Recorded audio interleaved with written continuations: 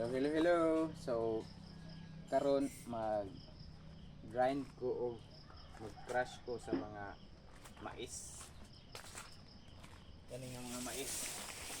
Ato ning i-crush kay imunta ni og mulch. Ini ang akong gamiton. Ano siya ang murag kumbaga shredder. So kuwara ni siya tuyok.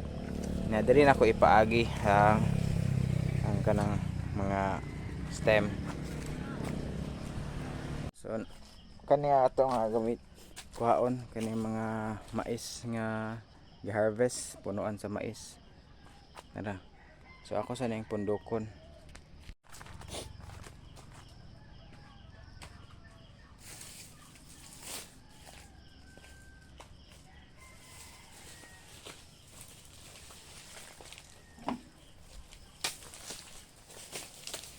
Kuha na to yuta na.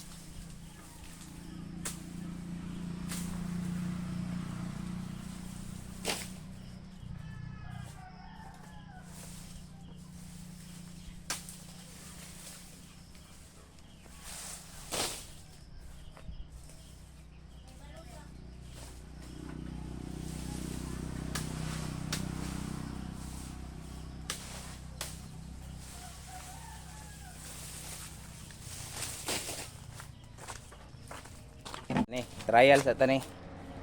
Daga naman ni. Itong i-on diri.